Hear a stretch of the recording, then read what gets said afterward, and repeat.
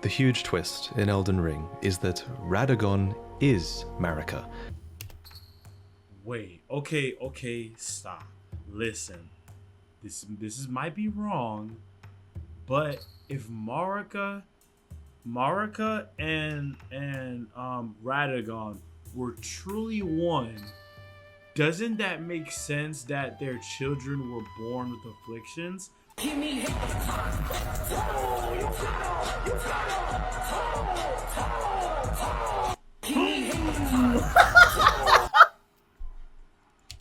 Bro, why does this exist?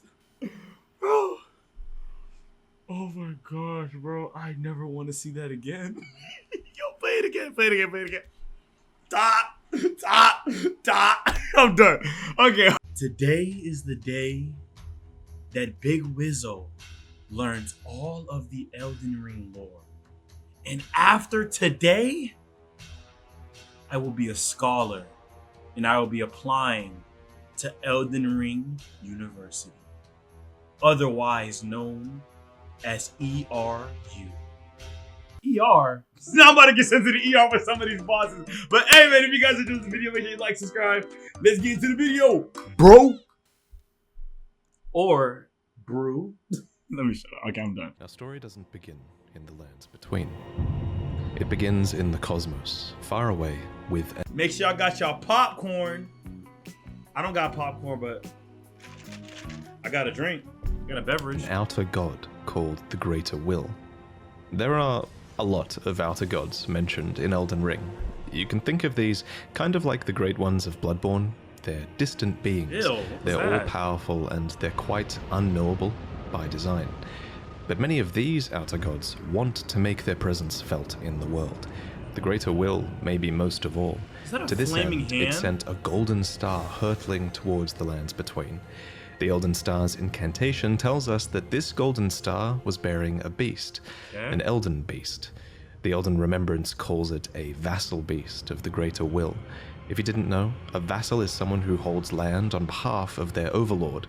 Obviously, this is fitting in this case, because the Elden Beast occupied the lands between on Elden Beast packing a building! behalf of the Greater Will, and was a living incarnation of the concept of order.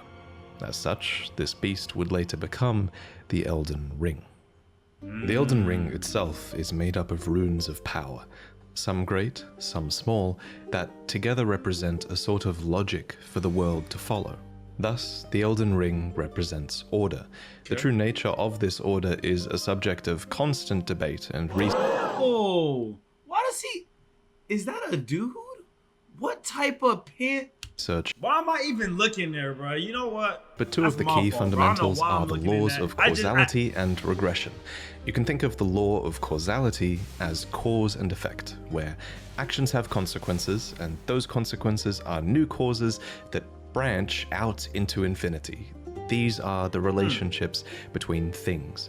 Then there's the law of regression that states that all things eternally yearn to converge and return to their roots.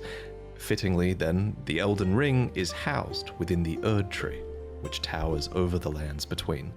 But it's very important to stress that life in the lands between did not begin with the Erd Tree, the Elden Ring, or the Elden Beast. No, the lands between were occupied well before the Greater Will came. There were other beings here. There were other factions here. There were other gods here. And there was even another great tree here before the Erd Tree. And this is where a huge twist regarding the Erd Tree comes in. So, there are incantations in the game called Aspects of the Crucible. According to their descriptions, these are manifestations of the Erd. I'm gonna stop and say, already we're 2 minutes into the video. I can see why you guys was hyping this person up. Oh my goodness, the amount of... Yo, if you're listening, you gotta listen to this with headphones, bro. You can just hear all the effects and the sounds that he's using, and then all the like edits and effects on screen, and the proper details of like everything is just, it's crazy. It's Erd Tree's primal vital energies, and I quote, They are an aspect of the primordial How do you crucible even get, where like, those all steel life shots? was once blended Is together. there a camera mode in Elden Ring? But how could all life be blended together in the Erd Tree if the Erd Tree appeared after life existed? Gotta make better Well, there can only be one answer, right?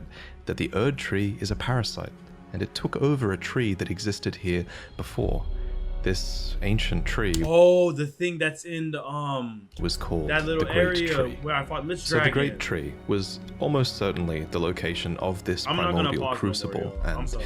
it must have been a very powerful primordial force for the Greater Will I will to pause. have I'm not gonna commandeered. lie. I'm most likely It might even be the reason the lands I'm not between gonna is talk important over to the the video. Greater Will in the first place. It also explains why spells and enemies related to the Great Tree's crucible would eventually be looked down upon. For example, the Knot Talisman is fashioned from a knotted vestige of the crucible, and it was considered a signifier of the divine in ancient times, but is now increasingly disdained as an impurity as civilization has advanced. Enemies related to the crucible are the Omen, the Misbegotten, and the Crucible Knights, and all three of them would be shunned, enslaved, or imprisoned. Those who speak for the Erd Tree don't want you to know its roots, so to speak. According to the spell, protection of the Erd Tree, in the beginning everything was in opposition to the Erd Tree, but through countless victories in war, it became the embodiment of order. In Marika's own words, the Erd Tree governs all. The choice is thine. Become one with the order, or divest thyself of it.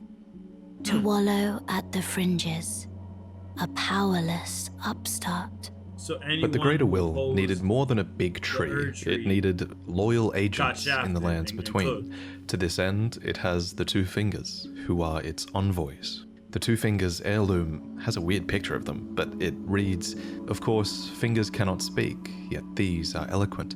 Persistently they wriggle, spelling out mysteries in the air. Thus did we gain the words of our faith." These words are interpreted by the finger readers. These are the undying old crones that you would have found throughout the lands between. They pass down the wisdom of the Two Fingers, or at least they used to. Your fingers, please, your fingers. Why is she so I thirsty? can for read fingers, them. though? Most of them appear to have lost their purpose, and Is that- they're maybe desperate that's to just read the your only thing they fingers could and do? tell you annoying Yeah, riddles, that makes since sense. their two fingers are likely dead. And yes, of course, there are multiple sets of Two Fingers. You would have found their corpses on the tops of the divine towers. Yep. Atop these towers, you loot the fingers in order to activate the true power of a great rune. Specifically though, you are giving benediction back to your great rune. You're taking a blessing back from the two dead fingers, essentially. This is just one of many blessings that the Two Fingers can bestow, and my point is kind of that the Two Fingers clearly have more than just influence. They have real power on some level. The Greater Will needs these powerful envoys and agents because, while it's obviously incredibly powerful, it does seem limited by a few things. First is space. The Greater Will didn't come to the lands between itself, it sent an elden beast to do its bidding instead. Second is time. There is a moment later in the game where your pair of Two Fingers go still because they're forced to commune with the Greater Will for guidance.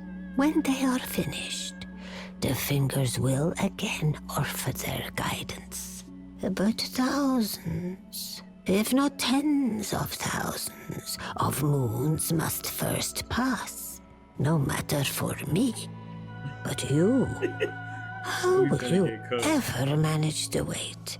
So the Greater Will needs a physical manifestation of order. It needs envoys to convey its will, but what it also needs is a god. Introducing Marika the Eternal. Yup, I Radagon have boss this fight. utterly enormous mind map of Elden Ring's lore, and my there's a reason she's at the Yeah, it's time to like the video. I know. Yeah, and subscribe. Yeah. What the freak? What the freak is all of this? Yeah, you earned a like and center. subscribe. She's essentially the equivalent of Gwyn Holy. from Dark Souls, except unlike Gwyn, Marika didn't just crawl out of the dark and find power. To an extent, it seems like she earned it. We don't know much about her origins, except that she is of the Newman race, which is actually an origin that you can choose in the character selection screen. Newman come from outside the lands between, and are supposed descendants of denizens of another world, long-lived but seldom born. At some point, Marika was chosen as an Empyrean. What is an Empyrean? Well, an Empyrean is a being chosen by the Fingers as a candidate for godhood. As an Empyrean, Marika received the aid of a shadow to do her bidding. So what is a shadow? Well, it's a wolf, shadowbound to its Empyrean by the two fingers. Lunar Princess Rani is another example of an Empyrean with a shadowbound beast. You would have met Blythe. These creatures are the Empyrean's And very own Marika's shadow. was, They are completely what's his name? Marika's was Malekith, or what is Malekith's other name? Beastman. loyal to their needs and, by definition, incapable of treachery. Marika's shadow was a beast called Malekith. Every Empyrean uses their shadow in different ways, but Marika's sole need of her shadow was as a vessel to lock away destined death. He failed. Sorry. Is destined death. He failed. He got Well, cooked. according to Enya, it's the rune of death. The rune of death goes by two names. The other is destined death. We mentioned earlier that the Elden Ring is made up of runes, and at some point, maybe when she was chosen as a god, Marika plucked the rune of death from the Elden Ring.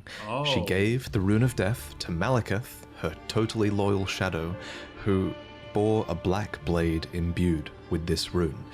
It's kind of genius, really. In a single act, she removed the concept of death from the lands between, while also commanding total control of death through her shadow. That's a power who could play. deliver it. as her Whoa, rune. that's a power play. Now, Okay. some of you might be asking, if death is removed from the lands between, how come I can kill this dog? First off, shame on you. Second, from a lore point of view, that dog isn't really dead. It's simply in the process of its spirit, or its soul, returning to the Erd Tree. Catacomb dungeons, for example, are specifically constructed near the roots of the Great Tree for this reason, so that the Erd Tree can reabsorb their ashes back into it. This process replaced the concept of a death that you were destined to have. But this random Yeah, but this is essentially death. I don't want to be on this. I don't want to be on this wall full of corpses and I'm still alive. No, you can kill me. Like what? death No. that you were destined to have. But this that random is spirit outside of a terrible. catacomb dungeon says it best. I actually talked to that ghost. As another I don't know example when. of this theory, when you kill a major boss, you receive a remembrance of them. These are spirits, and they are hewn into the Erd Tree. In this way, thanks to the Erd Tree's grace, their spirits are immortalized, in a sense. This new form of death also explains what's happening when you summon spirits. From ash and return to the Erd Tree. However, some spirits never return to the Erd Tree, and they rise within death as corpses or skeletons instead.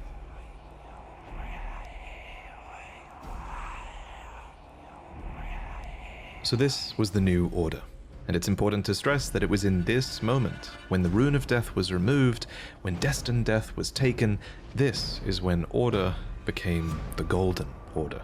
The forbidden shadow plucked from the Golden Order upon its creation. Yo, this is crazy. Specifically, this was Marika's Golden Order.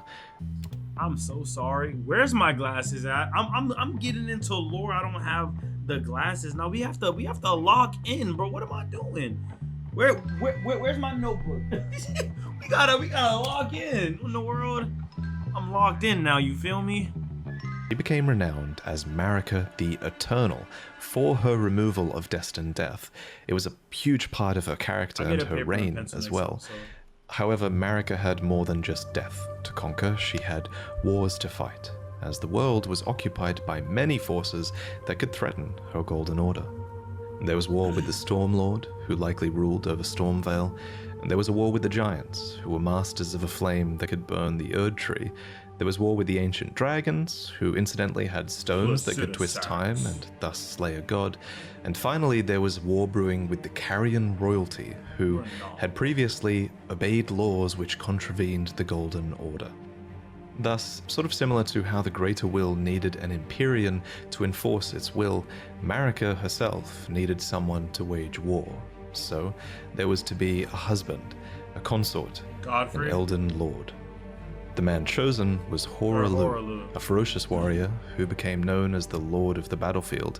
His crown was warranted with strength, and while it was for this strength that Marika married him, he was also required to take a vow to conduct himself as a lord.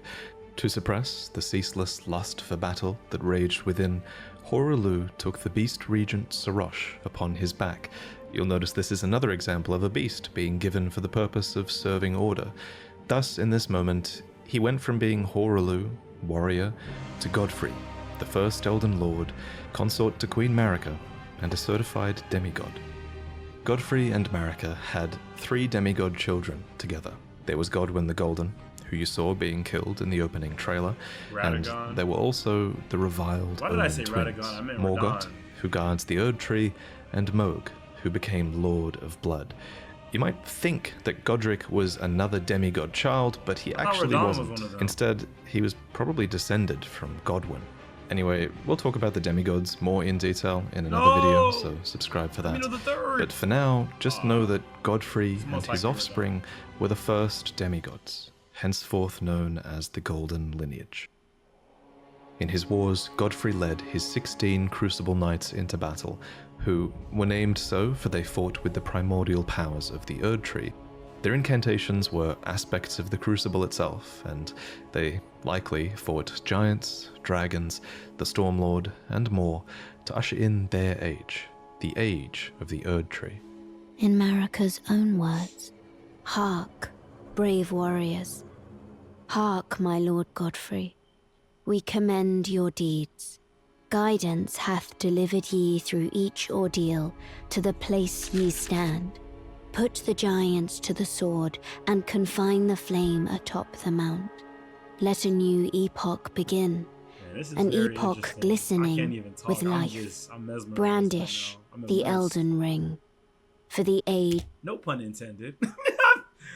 Mesmerized. of the Erd Yes, Tree." man. The Erd About to Tree get would wrecked, go though. on to be Not gonna largely lie. seen as a blessing like I'm for all good of at the those in the game now. lands between, And I'm especially about to do those True close to it Millennia in form, Leyndell, an the alloy, capital city of and the True Erd Tree. Adon, like, The I'm tree about to get bestowed practice. blessings. For example, the dew that dropped from its branches were like jewels. It loomed overhead as a constant reminder of order, and its roots reached far and wide, relieving many of the burden of death. In fact, Erd Tree burial was one of the highest honors a hero could receive. One by one, the previous factions of the world fell. The giants were put to the sword, and their fell god was killed by impaled. Marika herself. The ancient dragons broke down the walls of Leyndell, but met fierce retaliation.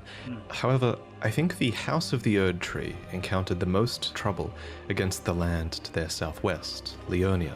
Here, the House of the Moon repelled their offensives time and time again. And I mean that literally, because there was not just one, but 2 wars fought here, and in both of these, there was no victory for the Golden, nor for the Moon. Ronaldo And I was going suspect crazy it was then. probably because of these lobsters. These damn things can snipe you from like a mile away, and it's bullshit. Actually, it was probably because of the Carrier Knights, who, according to their weapons, were able to wield sorcerous battle skills, and despite numbering fewer than 20, this power made them a match for even the champions of gold in battle. These enchanted knights were anointed by the Lunar Queen, a young astrologer who went on to establish the House of Carrier as royalty in this land. With her bewitching lunar magic, she won over the Academy of Raya Lucaria, where glintstone sorcery was studied, and united the Carrion royal family and the learned scholars of Raya Lucaria I'm tripping. defended their home from the golden aggressors. I think Radon At the is the head son of of this Ronaldo. great golden army was Yeah, Radagon. what was I talking Lord about? I think Radagon was a Mesmer is great Marcus. champion, Sorry. possessed of flowing red locks. He came to these lands at the head of a great golden host. When he met Lady Renala in battle, This is how Ronaldo was looking when he was younger. That's hilarious. These 2 champions clashed, fell in love, and joined their house. Yeah, they was clashing. Yeah, they was clashing. monsters. Clashing. Radagon Yeah. once cleansed himself with celestial dew, repented his territorial aggressions, and swore his love to Renala. The order of the Erdtree Then got and tricked. the fate of the moon Went over were to the conjoined, and all the wounds light. of war forgiven. You might think it strange that the Greater Will would permit this union, but it's not too odd, all things considered. As with most From Software games, sorcery and faith are just two sides of the same coin, and both of these powers stem from the cosmos. Radagon and Renala were known to have 3 children together. Ronnie, Radon, and dang it. Lunar Princess Rani, who inherited her mother's propensity for lunar magic. Radon, Astel. who took after his father Radagon Astel, right? and would go on to master gravitational Rykard. magic, Oh, and I'm an idiot. Rykard, who pioneered Oh, new hex dang it. sorceries and would go on to feed himself to a great serpent. It follows Disgusting. that at some point after this, Marika began to harbor doubts. Doubts about the Golden Order, that she had had a hand in creating. In Marika's own words, I declare mine intent to search the depths of the Golden Order through understanding of the proper way. Our faith, our grace is increased. Those blissful early days of blind belief are long past. My comrades, why must ye falter? And it's at this point that we should talk about Marika's motivations, her character. This is surely going to be one of those huge points of debate in the coming years, but for now, my working theory is that she wanted to discover the truth behind order and the truth behind the greater will, and she believed that bonds had to be broken so that they could be better understood. She believed that there was great meaning to be found in hardship. Queen Marika has high hopes for us, that we continue to struggle unto eternity. For Lord Godfrey, his struggle ended at the end of his campaigns. According to his armor, he led the war against the giants, faced the Storm Lord alone, and then there came a moment when his last worthy enemy fell, and it was then, as the story is told, that the hue of Lord Godfrey's eyes faded. Nobody. In to truth, he was oppose robbed him. of his grace. Then Marika sent him away. And then brought in. Oh My my lord, God. Oh my And God. thy warriors, Oh my God. I don't want to divest get into each this, of bro. thee of thy grace. With thine eyes dimmed, ye will be driven from the lands between. Ye will wage war in a land afar, where ye will live and die. This became known as the Long March of the Tarnished, as Godfrey and his tarnished descendants walked away from the lands between. He should But have got it back Queen in blood. Marika absolutely had a plan here, that Lord Godfrey and his descendants would one day return stronger, having struggled outside of grace. Then, after thy death, I will give back what I once claimed, return to the lands between, wage war, and brandish the Elden Ring, grow strong in the face of death. Warriors of my lord, Lord Godfrey. Oh my gosh. This Soon is after, old she found a slave. new husband. Either that or a new husband was found for her. When Godfrey, first Elden Lord, was hounded from the lands between, Radagon left Adultery! Renala to return to the Adultery Erdtree doesn't capital. exist. What was adultery called back in the day? Like witchcraft, maybe? Imagine. Queen Like Marika's what? second husband and king consort, taking the Disgusting. title of Second Elden Lord. The mystery endures to this day as to Disgusting. why Lord Radagon would cast Lady Renala aside, and moreover, why a mere champion would be chosen for the seat of Elden Lord. Whatever the case, as a part of this union, Radagon's prior 3 children with Renala became demigod stepchildren, granted grace thanks to their new family tree. Renala was broken by this, and so was her country, Leonia. The Queen's Shame set reads, on Radagon. when Renala, head of both the Academy of Raya Lucaria and the Carian royal family lost her husband Radagon, her heart went along with him. And then those at the Academy realized that Rennala was no champion after all. In the wake of Radagon's betrayal and Rennala's poor judgment, Leonia struggled with civil war, with the Academy of Raya Lucaria on one side and the Carian royals on the other. And it's here, during the age of the Erd Tree, that Lunar Princess Rani, daughter of Rennala and Radagon, stole a fragment of the Rune of Death. It happened during the golden age of the Erd Tree, long before the shattering of the Elden Ring. Someone stole a fragment of the Rune of Death from Malekith, the Black Blade. As mentioned previously, Malekith was Marika's shadow, and he had sealed destined death in a black blade. Then a fragment, only a fragment, of this Rune of Death was stolen. And once this happened, Malekith went a step further in protecting destined death. He bound the blade within his own flesh, such that none might rob death ever again. It was too late, however. This fragment of the Rune of Death was used immediately, that night, to kill a demigod, Marika's own son, Godwyn the Golden. That was the first recorded death of a demigod in all history, and it became the catalyst. Soon, the Elden Ring was smashed, and thus sprang forth the war known as the Shattering.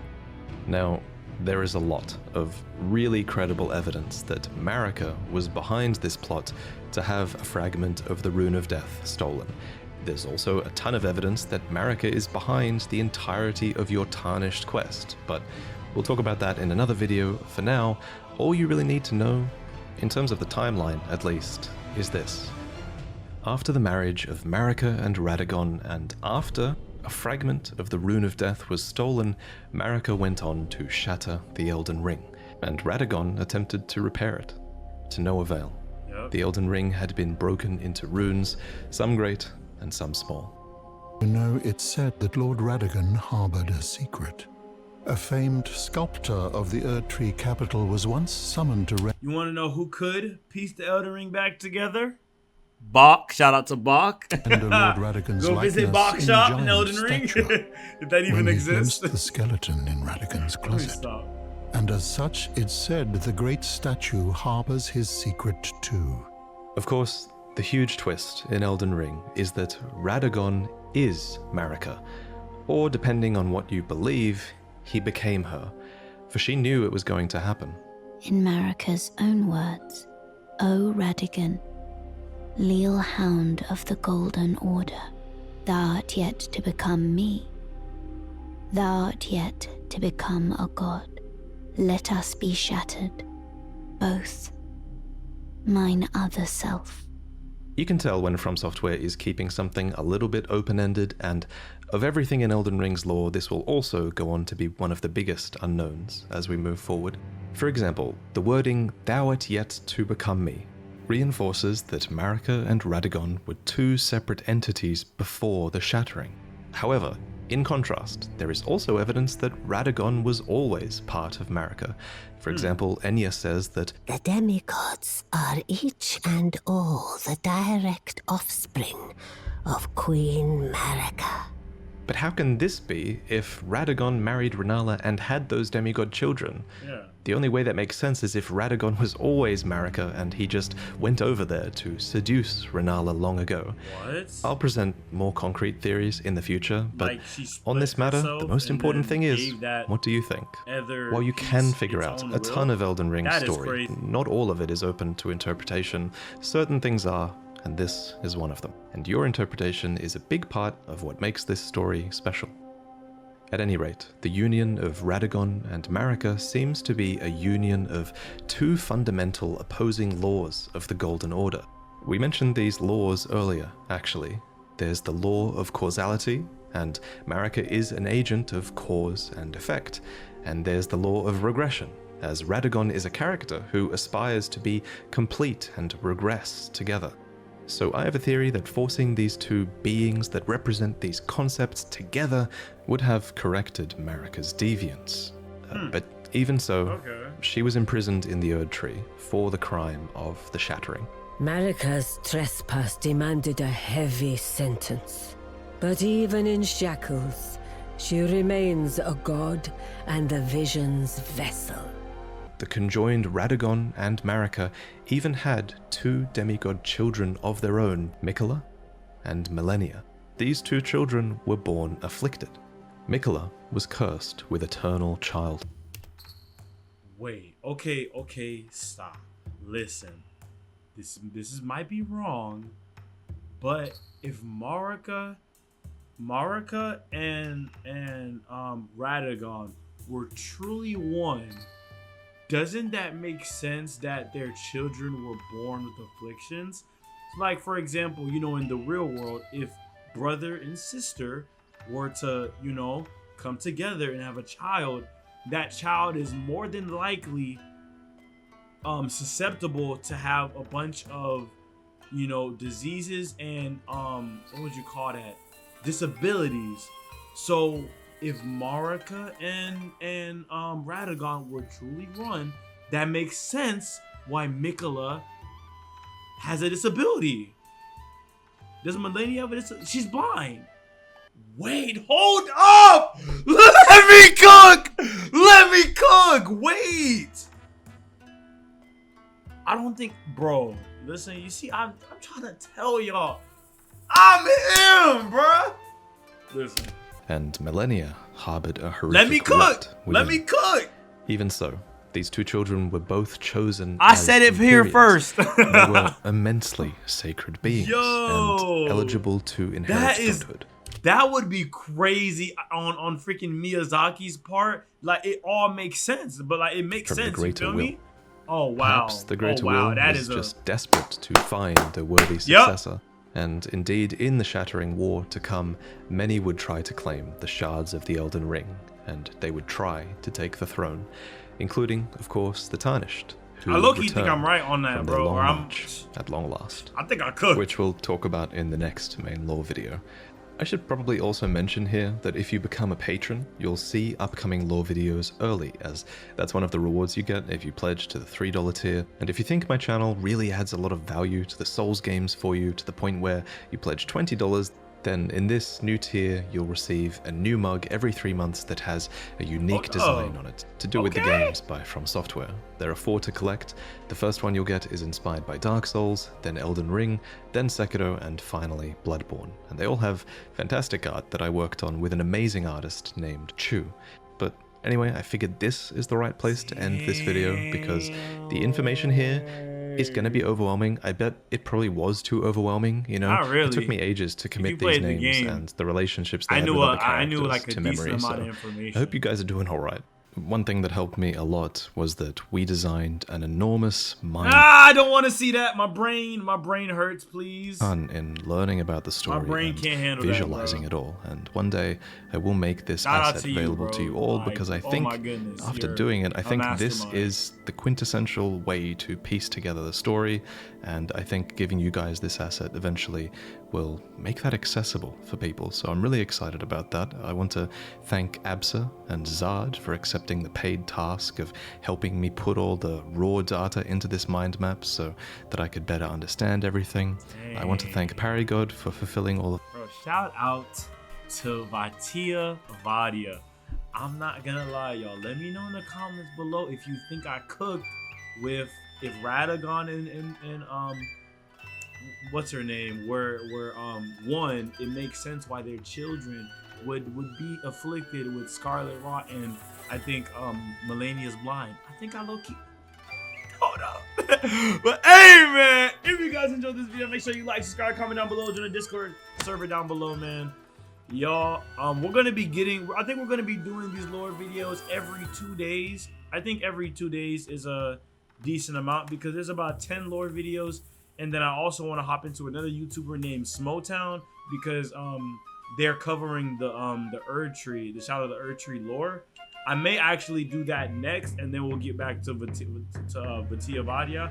But that was today's session, today's class on Elden Ring.